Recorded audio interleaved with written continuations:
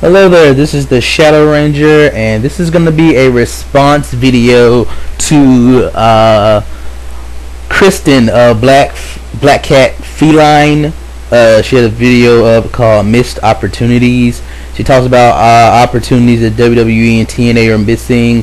Mainly she talks about how they don't really put any focus on their undercard and how they could be making money off the undercard if they really put more emphasis on it.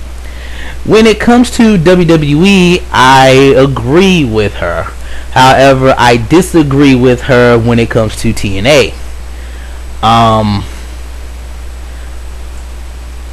TNA does put a focus on their undercard a lot. Sometimes too much.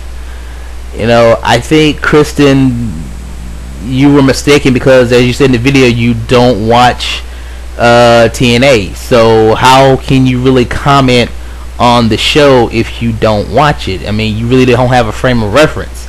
Yeah, you could read a report or hear what someone else say, but you can't really give a valid opinion on a wrestling show if you don't watch the show on a regular basis.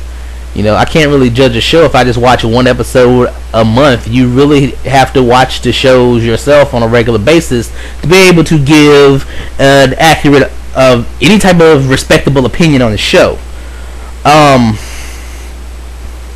TNA does nothing but push their undercard. They are a very storyline heavy show.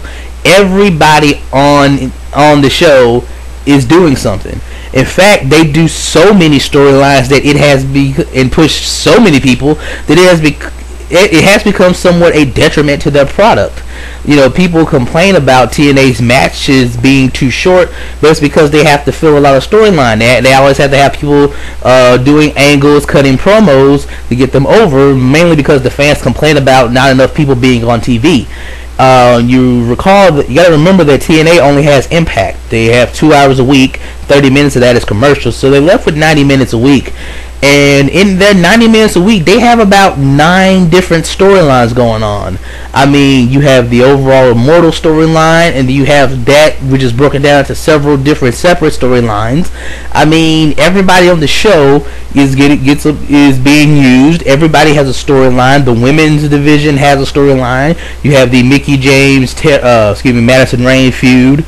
You have what's about to be the split up of Madison Rayne and Tara. You have the ongoing Angelina Love Velvet Sky winner storyline. You have Sarita and Rosita in their new formation with Hernandez and Anarquia as the new Mexican American stable. You have the tag teams have storylines. The X Division, not as many, but they've even begun to split up a couple tag teams just to try to beef up the X Division, although I personally think that's a mistake, but that's another video for a later time. Everybody has an angle, everybody has a storyline, everybody on the show is in a feud.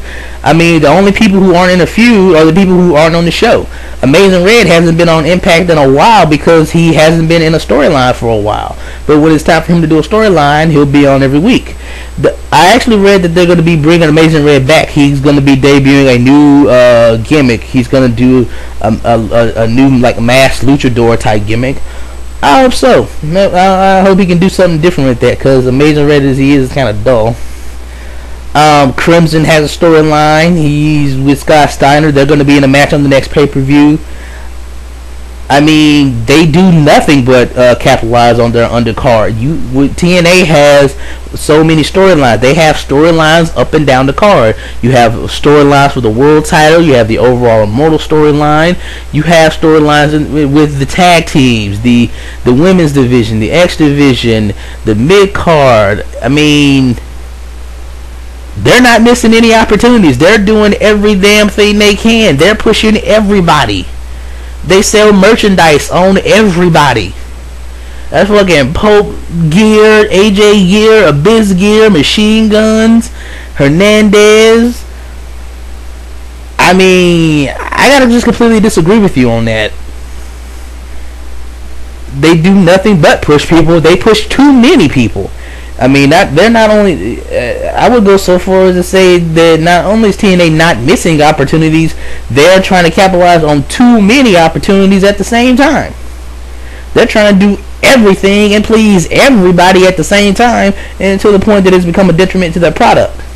As a matter of fact, I wish they would ignore some more people. As crowded as their roster is, with only 2 hours a week, they can't push everybody, yet they still try to.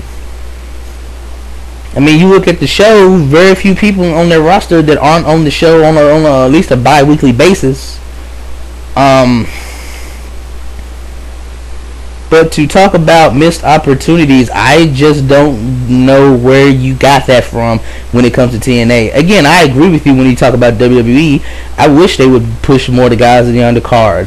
I didn't give a crap about Daniel Bryan losing the U.S. title to Sheamus, because in his entire title reign, he only had 3 title defenses. But again, gotta totally disagree with you on TNA. And there's still a few other things they could be doing, but they do so much. They only have 2 hours a week. There's only so much you can do in 2 hours, and they load those 2 hours to the brim every single week with angles, with storylines, with giving dudes promo times and personalities. I don't know what else to say. Start watching Impact. I'm just going to say that before you comment on anything involving TNA, you need to watch the show on a regular basis so that you have some frame of reference when you start making comments on the show. It's kind of lazy of you to comment on a show that you didn't even watch. And it makes you unable to give a properly informed opinion. I'm not trying. Don't take this as an attack or anything. I'm not in any way trying to attack you. That's just a personal pet peeve of mine. You know, you can't really give proper analysis of a show if you didn't watch the show. But again, I think I gotta completely disagree with you when it comes to TNA. They're taking every opportunity they can get.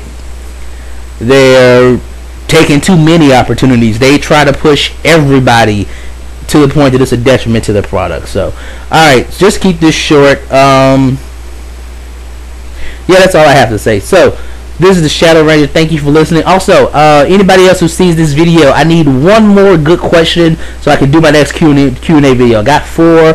I want 5 to do the next video. Just need one more good question, and then we are set. So, thank you for listening. Have a nice day.